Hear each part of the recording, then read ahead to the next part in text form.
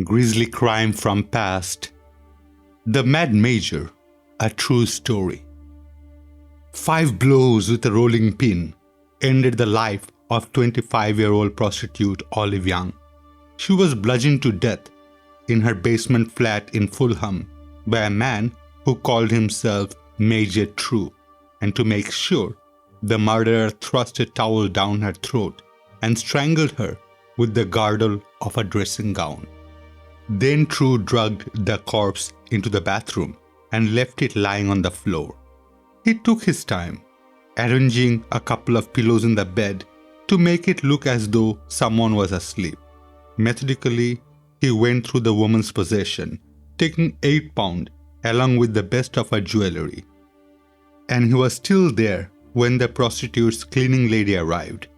He told her not to wake her mistress and tipped her half a crown before leaving the flat. The evidence had unfolded on the morning of 6th of March 1922, and later that day, True bought a new suit to replace the one bloodstained in the assault. He also pawned some of the stolen jewelry. All were acts of a cold and calculating murderer, you might think, of a man sufficiently in control of himself to both cover up and to profit from his crime. But the Major had been recognized by the cleaning lady from an earlier visit and was tracked down that night at the Hammersmith's place of varieties. Though he denied all knowledge of the murder, he was arrested and taken to Brixton prison. He was not held there in the ordinary cell, however, but taken to the prison hospital. For the police and everyone else concerned with the case could see that True was stark, staring mad. He really was mad. When the case came to trial at the Old Bailey, the prosecution scarcely bothered to deny it, for the medical evidence was overwhelming and conclusive. But that did not mean that the defense could automatically expect an acquittal on grounds of insanity. It was to be a classic test for the rules governing crime and madness under the law of the land.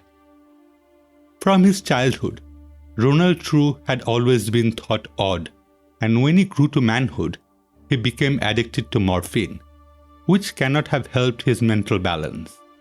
But his strangeness worsened dramatically after accidents sustained as a trainee pilot in World War I. True never flew in combat for the Royal Flying Corps.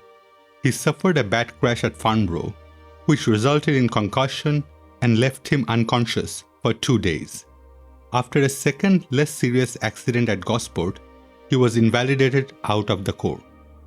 From 1916 onwards, Ronald True lived his life in and out of nursing homes, where he alternated between fits of speechless gloom, of violence, and of wild exultation when he might, for example, speed around in his bath chair, clutching a hooter and a doll. Around 1920, he also started to develop a persistent and sinister delusion. At a nursing home run by a Dr. Praham, True used to place bets on horse races, receiving results by telegram. He was happy enough when he picked up a winner, but when he lost, he'd complain that the results was not for him, it was for the other Ronald True. As time passed, the other Ronald True came to take the blame for everything awkward and unpleasant, such as unpaid bills and checks that bounced. There would come a day of reckoning. True warned, if he ever caught up with his villainous double, there would be a fine "How do you do?" Outside the nursing homes, True was capable of seeming sane and agreeable, even rather good company, to passing acquaintances. The war had, after all, left a lot of decent young men prone to the horrors, to bouts of over-animated conversation and to sudden silences. And you could not blame True for such eccentricities as going about hatless, claiming that hats hurt his head. He spoke of his wartime injuries. He posed as a major and fantasized about his exploits as a fighter ace in France. He claimed to be living a life of danger now, too, flying on secret and mysterious missions. To casual clubland friends, all these things were acceptable as tallish stories, as was only on closer acquaintances that his lunacy became evident. His eyes, especially, were said to be terrifying. Women in particular seems to have shunned him. For some time, he pursued a Mrs. Wilson, offering to act as her protector and scaring her out of her wits by threatening violence if she danced with other men. He showed Mrs. Wilson his gun too. Scotland Yard, he said, had given him permission to carry the revolver, loaded with dum-dum bullets, in case he should meet the other Ronald True, a dangerous criminal who was going around the West End passing checks which he, the real Ronald True, had to keep paying.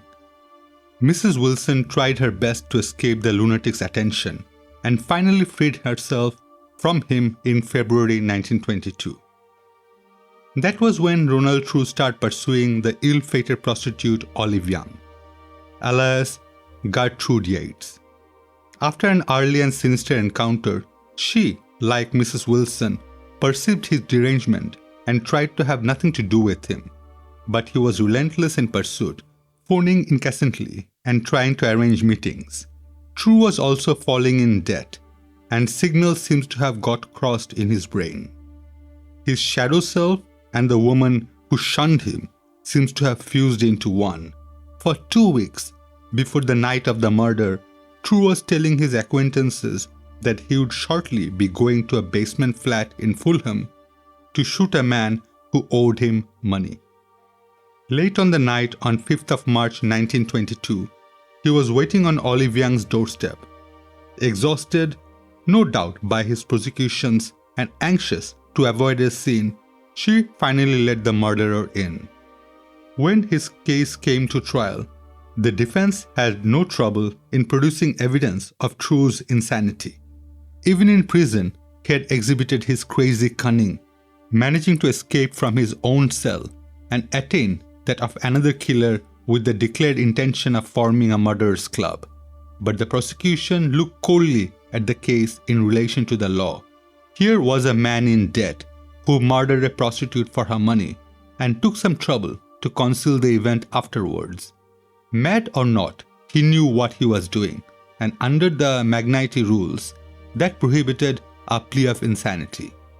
The judge summed up in favor of the prosecution on the point of law. You will probably feel that the prisoner did know, at the time, the physical nature and the quality of the acts he had perpetrated. On 5th of May 1922, Ronald True was found guilty of murder and sentenced to death. Inevitably, there was an appeal, but the appeal court found no reason to disagree with the jury's verdict, and responsibility for his case rested finally with the Home Secretary, who ordered a commission to examine True's mental condition. 3 doctors unanimously agreed that the prisoner was insane. It was the doctor's decision at this stage which saved True's life. For it was a paradox of English law at the time of capital punishment that you could not hang a lunatic. You might sentence him or her to death, but the idea of executing mad creatures had been considered an abomination since Tudor times and before. For one thing, the insane were not in a position to raise valid legal objection. For another, they could not make their peace with the Almighty. And so, Ronald True was reprieved and committed to Broadmoor. He died there in 1951 at the age of 60. If you have enjoyed this video, please like, subscribe and leave a comment, as it helps with YouTube algorithm to grow the channel.